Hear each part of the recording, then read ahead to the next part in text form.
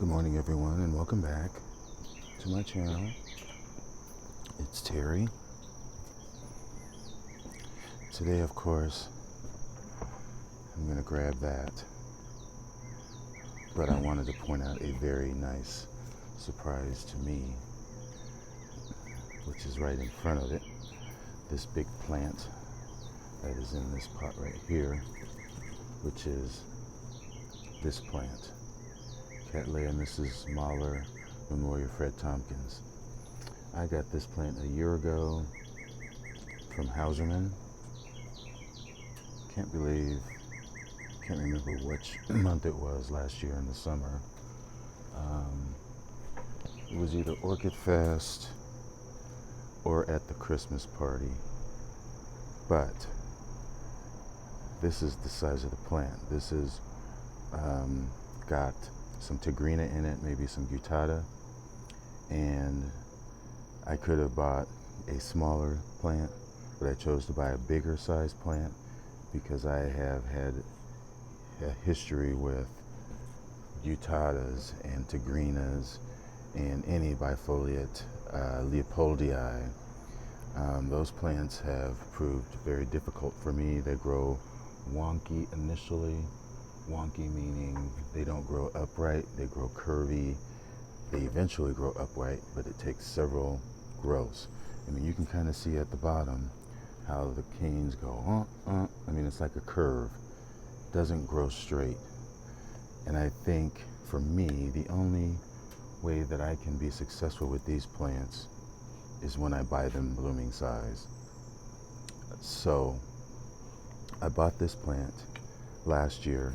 It had already previously bloomed on that cane, and it looks like all of the canes have bloomed, but this bloom was last year's, and it was already spent.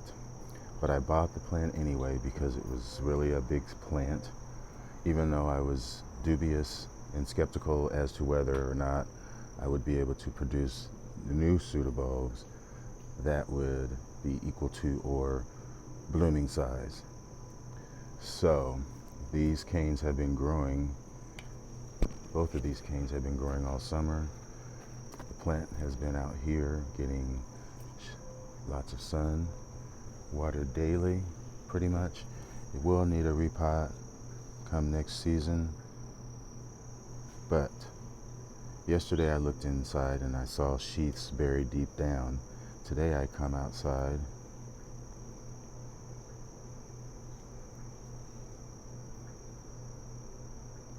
Well, my phone isn't focusing, but you get the gist of what's happening.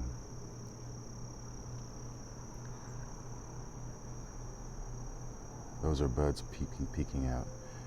So this plant blooms exactly like a Guttata would, where it produces a long spike and then there's a cluster of flowers that are fragrant.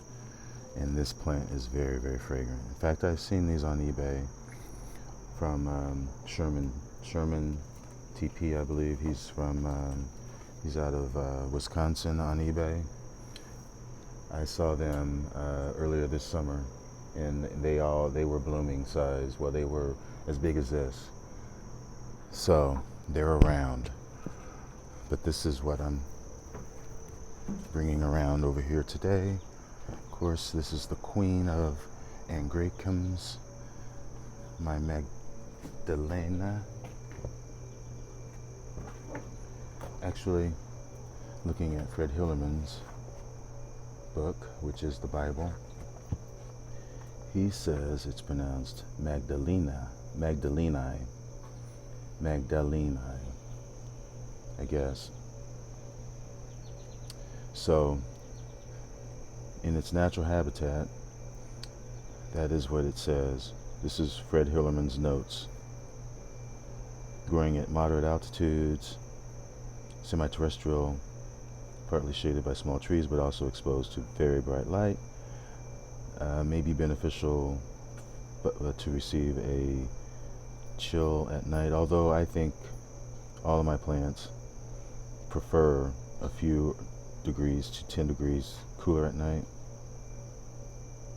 Morning dew mist in the wintertime receives full sun, cooler, can take a little bit of frost. So yeah, drying off at the roots. So I have had mine planted in just rock so that it can receive a lot of water, and I've had it actually sitting in this, which is more for because the plant flops over a lot because it's top heavy, but it does keep some water in the bottom to give it a little bit of extra moisture. One of the flowers came upside down, but I'm sure that it will over time maybe flop back down. But yeah, this is the queen.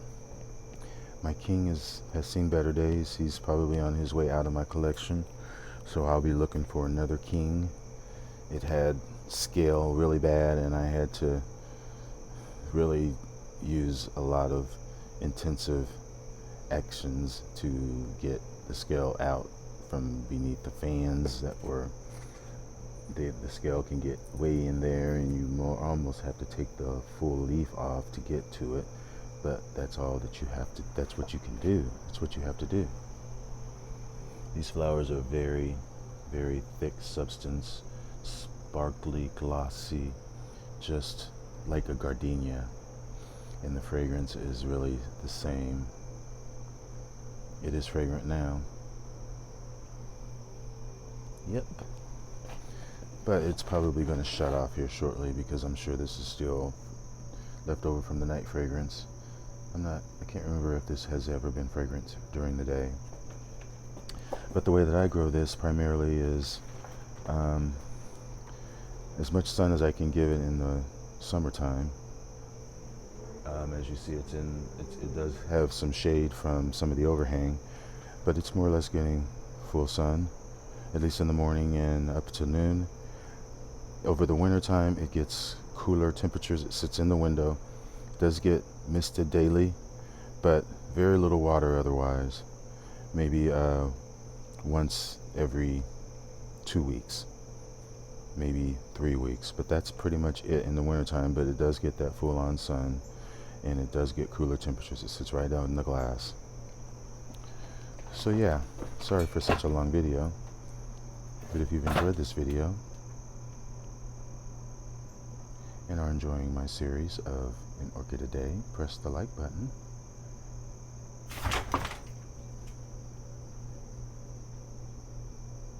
Bye.